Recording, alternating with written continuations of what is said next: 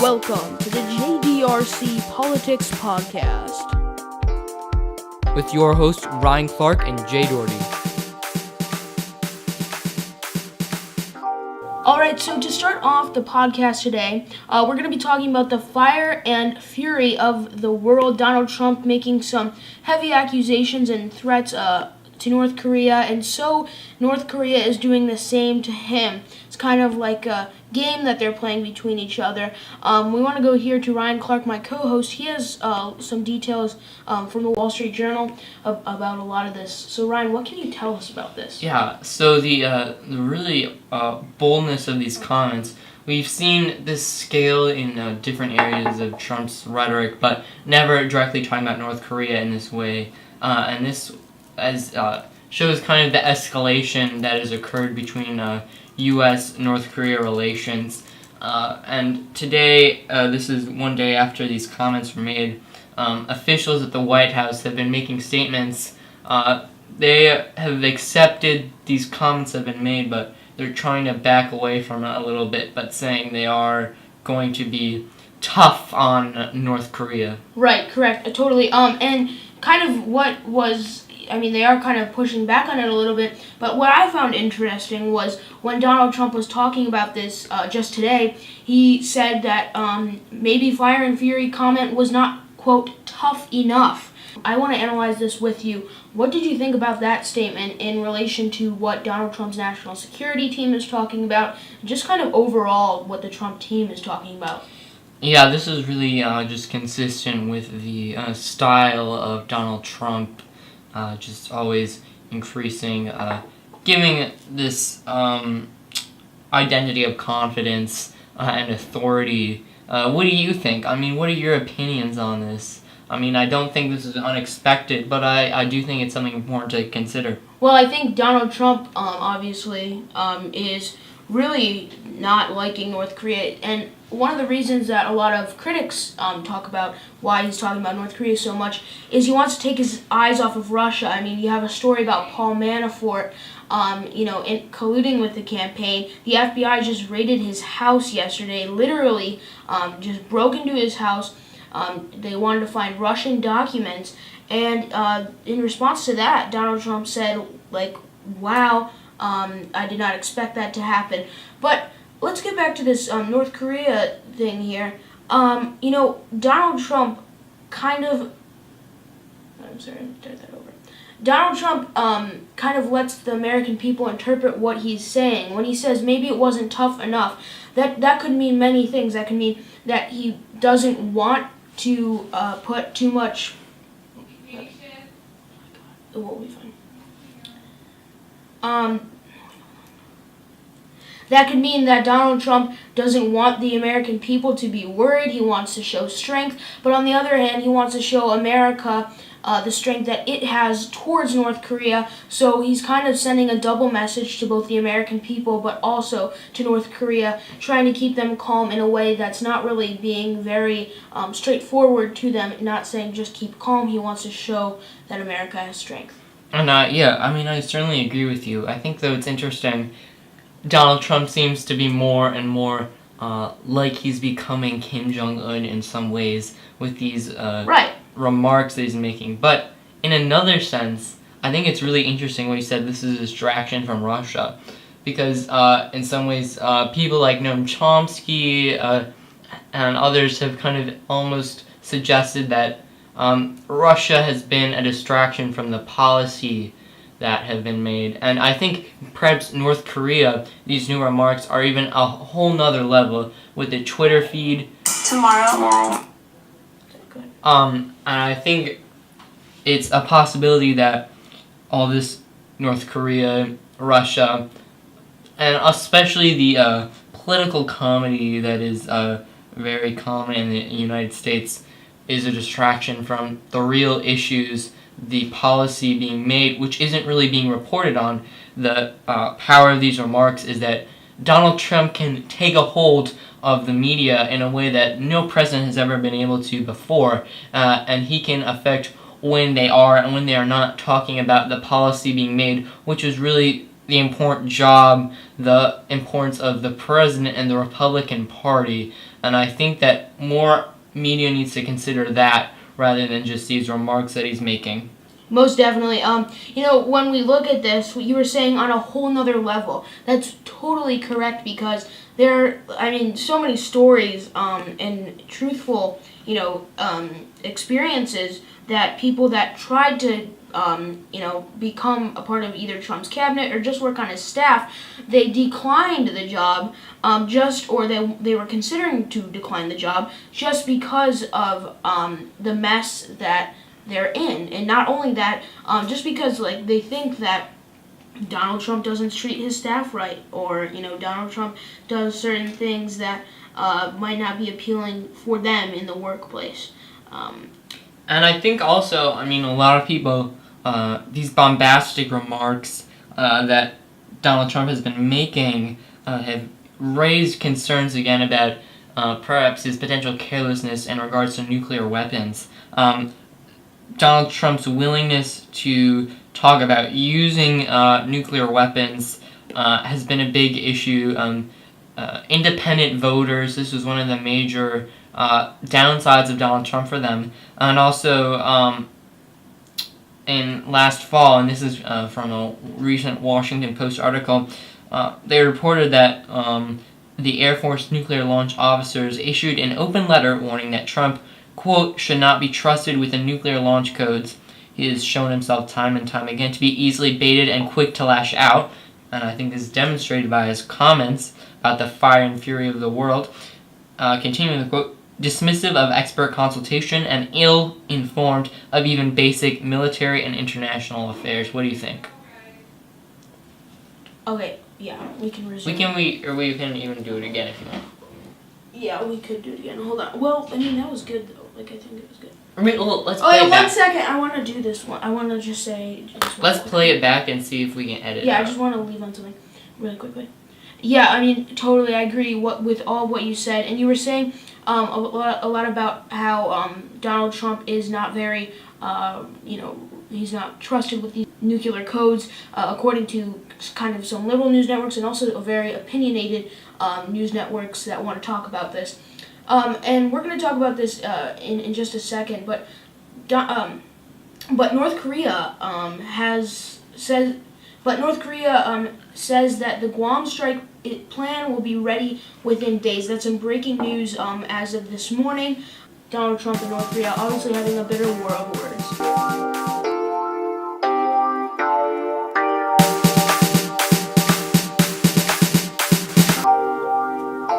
And welcome back to the JDRC Politics Podcast. My name is Jay, and of course, I'm joined right back here again, if you didn't know it, by my co-host, Ryan Clark. Now, we left off just talking about the Guam strike and how North Korea is planning this just before we took that short break. Now, as you may know, which came out this breaking news that came out today on Thursday, August 10th, this morning, Donald Trump said that maybe the fire and fury threat was not tough enough. And out of North Korea, they say that they could plan the strike that they could have on Hawaii, a small part of Hawaii called Guam. They say that they could have a plan of striking this within days. Now, the potential splashdown, according to CNN, is it's going to be 30 to 40 kilometers around the island of Guam. And this would basically strike the island itself and all of the water around it, forcing pretty much everyone, unfortunately, to lose their lives if this tragic event were to happen. Hopefully, obviously, we don't want it to happen, but the news outlets would be covering it if it did, and we would obviously talk about it on the podcast as well. Now, the White House is talking a lot about this. Obviously, the sudden escalation in the tensions has been very clear through the White House, and they're really ramping up their rhetoric. The White House is. All right, so from a technical perspective, it's going to be 4 rockets flying so fast. According to experts, it only takes 20 minutes from the intercontinental ballistic missiles to get launched from North Korea and land down in the island of Guam out of Hawaii.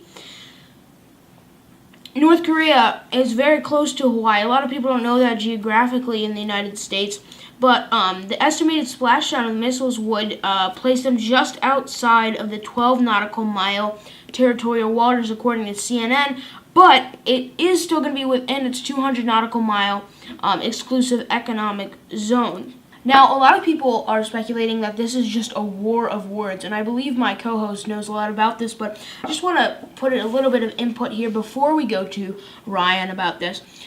So basically what's happening is the reason that a lot of people think that a lot of people think that this is kind of like a conspiracy or it's not going to happen, it's just empty threats, is that just in the history, I mean, North Korea always makes threats to not just the United States but also some other countries. They talk a lot about threats and, bombing them and just causing harm in general. And the other thing is that the South Korean military, an official of the South Korean military says that there have been no indications that North Korea or Pyongyang itself is readying a strike. Ryan, I don't know, do you have any more details on that? Yeah, I do. North Korea said they, through their own media, state media, and this is very new. North Korea's never done something so specific as this, but so I do have some more details about North Korea's new threat. So they did this through their own media in North Korea. North Korea has never done something so specific as this. So basically what they've said is that they're going to use ballistic missiles. These aren't nuclear missiles, but they are powerful ballistic missiles that would, quote, envelop Guam in fire. So there are some doubts, though, about if North Korea would actually do this. There's some people doubting this. See, the problem with North Korea doing this is it's possible the missiles might fail, making them look weak, or additionally, in Guam there is a THAAD missile defense system, and this missile defense system, it's been tested 15 times, and it's worked 100% of the time. It's never been used actually in a war, but this is a very effective system, and so if that system is effective, it will make the U.S. look stronger. I think it's very likely that they would decide to intercept these missiles. The decision would have to be made very quickly, and because of the very fast speed of these missiles, as Jay mentioned.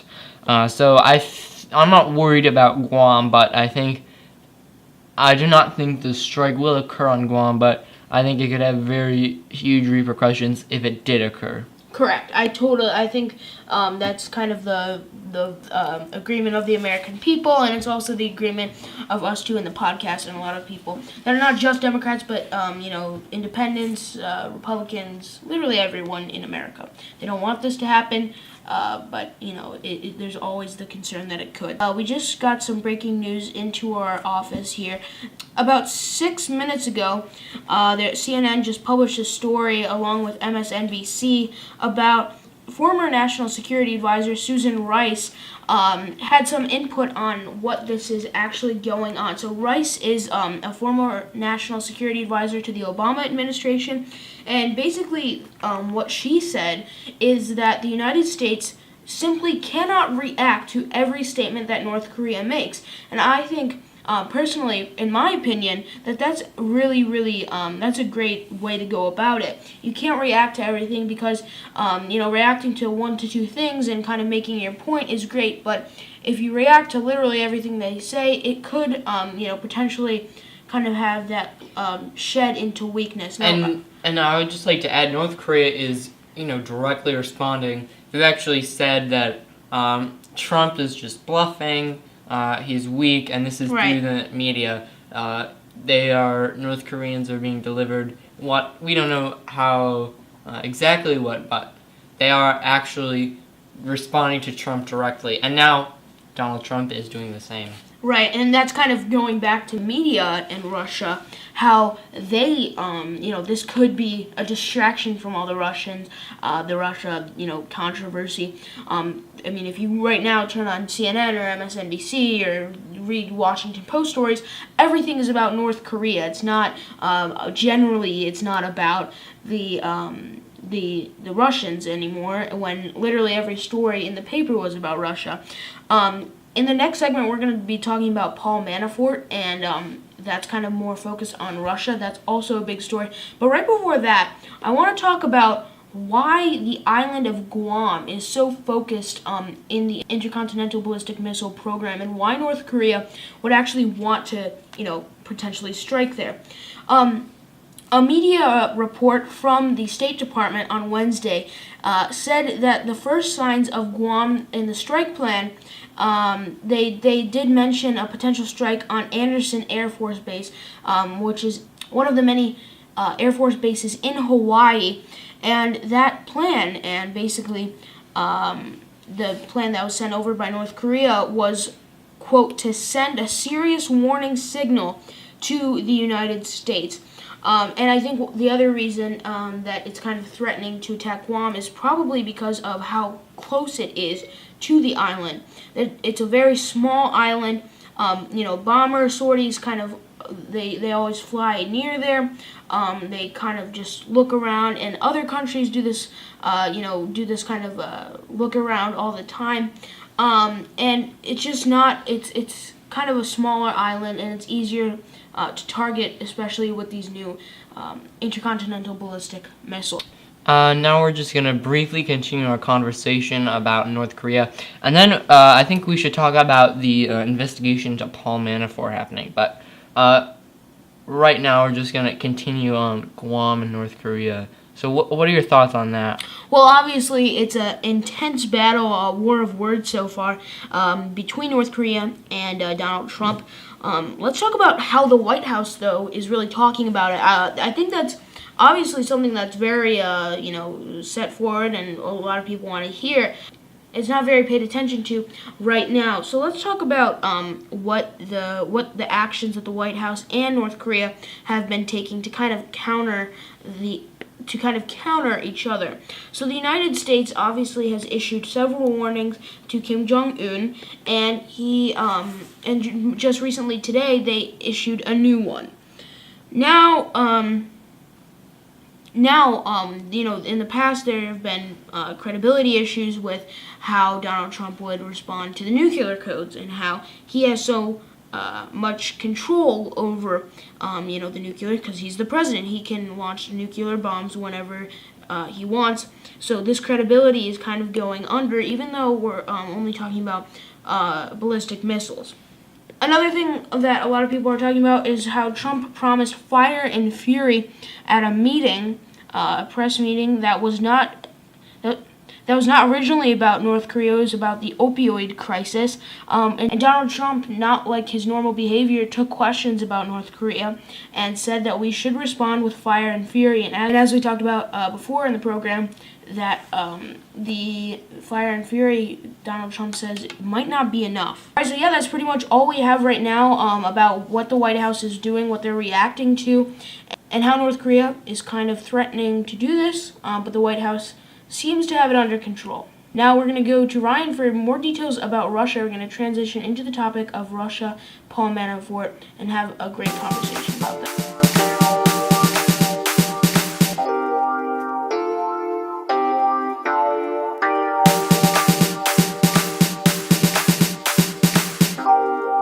Yeah, so the special counsel with the Russia inquiry happening, which has really been disruptive to the White House and a lot of members of Trump's campaign team and other people Donald Trump is associated with. And so they, late last month, and so Paul Manafort, who lives in North Virginia, and Paul Manafort is, as you may know, Trump's former campaign manager. And the FBI conducted a raid on his house after obtaining a search warrant that the special counsel for Russia issued, and they were looking for tax documents, foreign banking records, things like that that might indicate or illuminate some more details about Mueller. And this is one of the most major steps that law enforcement has taken since the investigation into Manafort began. And so this will definitely continue, and I think we'll be hearing more about this investigation into Manafort in the news, about things like interviews, subpoenas, and other, things like that as the investigation continues. Yeah, totally. And I just wanted to point out, for those who don't know, to kind of give you a timeline, Paul Manafort was the campaign manager right before Kellyanne Conway was appointed to be the campaign manager, and now is a counselor to the president. Now, I also want to talk about Manafort in terms of legality. He's switching up his legal team, as the FBI is really cranking up the heat on him. They're raiding his house. They're looking for documents. The original purpose, I believe, of the raid was to find evidence of Russian collusion and tax documents, just anything that they could find to really support the theory that there was collusion and that he was under investigation for collusion. Now, when I say he changes his legal team, when I say that he's changing his legal team, he's basically getting a new lawyer. He's changing his attorneys as this gets very heated in this very stressful situation. A spokesman that spoke just for Mr. Manafort said, quote, "Mr. Manafort is in the process of retaining his former counsel, Miller and Chevalier, to represent him in the Office of Special Counsel Investigation. As of today, Wilmer Hale no longer represents Mr. Manafort." The spokesperson for him was Jason Maloney, and he said that in a press statement. All right, now let's talk about the president's approval ratings. Now, these have known not to be as impressive as other presidents. The most recent weekly average is 37% of Americans 37% of Americans approve of the president. 37% of Americans approve of the job that Donald Trump has done, according to Gallup.com. The team average to date is 40%. The low point of the 3-day average is going to be at 35%. That's right, 35% of Americans approve of Donald Trump. Now, for Barack Obama, the average approval rating was about 53%, which was in August of 2009. For George H.W. Bush, it was around 70% of Americans thought that George H.W. Bush was doing a phenomenal job as president. Right now, you can go back in the months in the archives. In the beginning of January, from January 20th to 29th, Donald Trump was approved at a 45% approval rating, and 47% disapproved, and then 8% of those people did not have any opinion that they wanted to share. Yeah, and so just looking at a comparison of approval ratings through history, there's actually been a downward trend. So actually, going back about a few decades ago, during the era of Truman, right now at day 203, Harry Truman's approval rating was 82% compared to Trump's 37% right now. Wow. Even more recent presidents like George H.W. Bush, his approval rating at his 203rd day of office was 68%. And so Donald Trump's is significantly lower. And Donald Trump claims as often as he can that he has significantly higher approval ratings than Obama. This is simply untrue. As Jay said, Trump has a 37% approval rating compared with Obama's 54% approval rating at this day in office. So I think this paints a clear picture about how Americans are feeling with Donald Trump. And I think statistically, when he has approval rating, I think it is a second term is becoming something that is not assured. It is becoming questionable that he will be a two-term president, and especially since he alienated a large number of voters in New Hampshire with his comments that New Hampshire's a drug-infested den, and New Hampshire was a very important population for him. What do you think Trump's chances of a second term are? Well, a lot of questions that I think critics and even people that are supporting Trump is, will he run? That's a question that a lot of people are asking. Traditionally, the president wants to run, but do we know that he's really enjoying his job? Does he like this responsibility? Does he want to go back to his normal life, having those people around him, his family, not really having to worry about the job of being the most powerful man on the planet? I want to know your thoughts. Do you think that Donald Trump would succeed in a second term? Do you think he would run, or do you think he would just kind of be done for, in terms of his work life? I think Donald Trump does like the job. I think, just looking at his personality, he likes to make these statements. He likes to feel important. However, though, I think it is possible that he might have a second term. I'm looking for a recent U.S. news publication.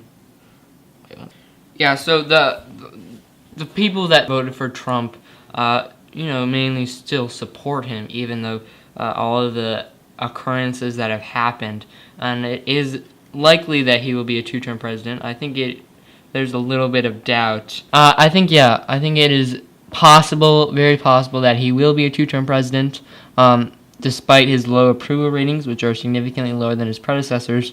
However, Mike Pence recently swore that he will not run for Trump's second term. I think that's interesting. But yes, I think Trump likes being president, and I think he enjoys it. I agree. There's a lot of people that say he doesn't enjoy it, that he's really not liking it. But on the other end of the spectrum, people who know him best say that he is really enjoying it. For example, Ted Cruz's communications department said that he really is loving the job of being president. So, I think that does it for the podcast today. Ryan, do you have any last remarks that you want to say? I definitely want to say we appreciate all of the listeners right now talking about and sharing this podcast. Please consider subscribing to the podcast and contribute whatever you can. It's really helpful to us. We'd greatly appreciate it. And if you like it, please let us know in the comments down below. Yeah, I totally agree with what Jay said. Just subscribe to us. Our news content is going to get better and better the more support we have, and we wish you a wonderful rest of your day and your week, and we hope that you tune in again when we return with more news covering politics and the news in the world today. Thank you.